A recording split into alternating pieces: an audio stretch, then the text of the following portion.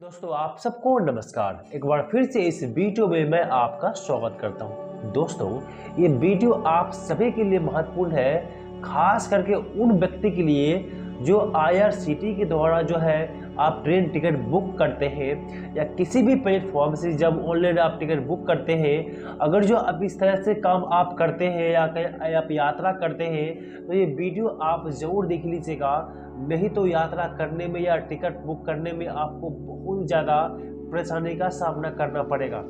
अभी से बीते समय में, पिछले समय में जब भी आप आईआरसीटी से टिकट बुक करते थे उसी समय पर आपको आईआरसीटी में लॉगिन करने के बाद आपको कहाँ से कहाँ टिकट लेना है वो ट्रेन सर्च करके आप बुक कर लेते थे आसानी से। लेकिन 1 जुलाई 2025 से ट्रेन बुक करने का जो नियम है वो बिल्कुल ही बदल चुका है।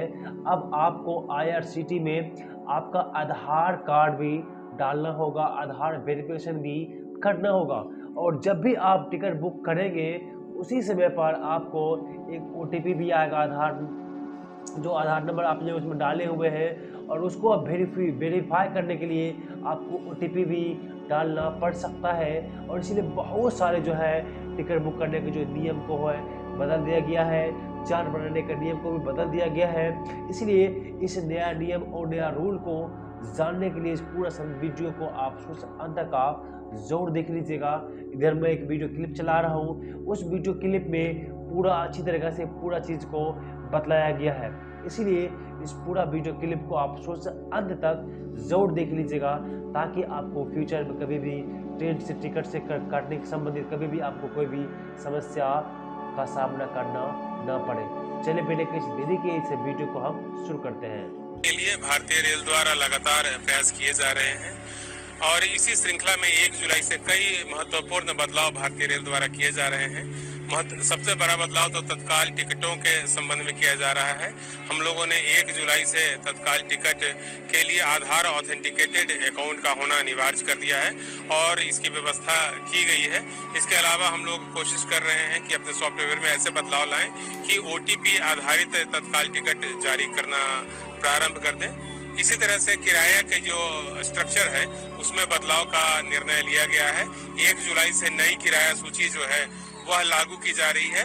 जो नई किराया सूची भारतीय रेल द्वारा तैयार की गई है उसमें सबअर्बन ट्रैफिक पर किसी प्रकार का दबाव नहीं डाला गया है, किराए में किसी प्रकार की तब्दीली जो है नहीं की गई है। इसी तरह से मासिक और त्रैमासिक का किराया भी जो है वह पहले की तरह ही रखा गया है, उसमें किसी प्रकार का बदलाव नहीं लाया गया है। साथ ही जो जनरल क्लास में यात्री ट्रेवल करते हैं उनके लिए भी 500 किलोमीटर की दूरी तक कोई बदलाव नहीं लाया गया है, वह किराया जो है सेम ही रखा गया है।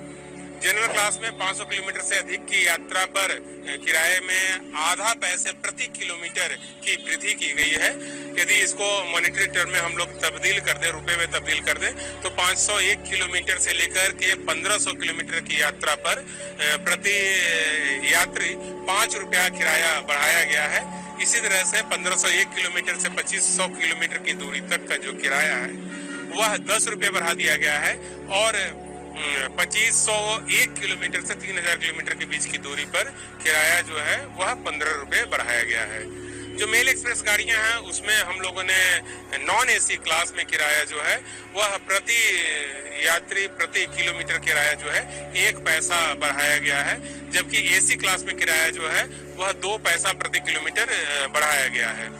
इसके अलावा जो दूसरे चार्जेस हैं हमारे उसमें किसी प्रकार का बदलाव नहीं लाया गया है, चाहे तो वह रिजर्वेशन का चार्ज हो वह सेम रखा गया है और जो स्लीपर चार्जेस हैं उसमें भी कोई बदलाव नहीं लाया गया है। इसके अलावा और भी एक बात स्पष्ट कर दूं कि जो किराया वृद्धि है वो यह 1 जुलाई 2025 से लागू की गई है। जो टिकट 1 जुलाई 2025 के पहले बना ली गई है उस पर यह वृद्धि लागू नहीं होगी, यानी कि जो टिकट 1 जुलाई 2025 की मध्य रात्रि से बननी चालू होगी उसी पर बढ़ा हुआ किराया अप्लाई होगा। यदि किसी यात्री ने पहले से ही टिकट ले लिया है तो उनको दोनों किरायों में जो डिफरेंस है वह अदा नहीं करना पड़ेगा। एक और महत्वपूर्ण सूचना जो भारतीय रेल की ओर से है वह यह है कि आरक्षण चार्टिंग के समय में हम लोग बदलाव की तैयारी कर रहे हैं। पहले आरक्षण चार्टिंग जो है वह गाड़ी के प्रस्थान के, गाड़ी के डिपार्चर के 4 घंटा पहले किया जाता था। अब उसको बदल करके गाड़ी के प्रस्थान के 8 घंटा पहले करने का फैसला लिया गया है। लेकिन जो गाड़ियां 2 बजे, दोपहर 2 बजे या उससे पहले आरंभ होती है, उसका डिपार्चर यदि पहले होता है तो फिर उस गाड़ी का जो चार्ट है वह 1 दिन पहले रात्रि 9 बजे तैयार कर लिया जाएगा। इससे जो वेटिंग लिस्ट के हमारे यात्री हैं उनको काफी फायदा होगा। उनको 8 घंटे पहले ही पता चल जाएगा कि उनकी टिकट कंफर्म हुई है या नहीं। उनको रेलवे स्टेशन पर आने में सहूलियत होगी और साथ ही जो यात्री जिनका टिकट कंफर्म नहीं होता है उनके लिए विकल्प होगा कि वह किसी और ट्रेन में अपना आरक्षण ले लें। तो आपने इस वीडियो क्लिप में देख लिया और जान लिया कि आप जो है किस किस तरह के आपको काम करने पड़ेंगे।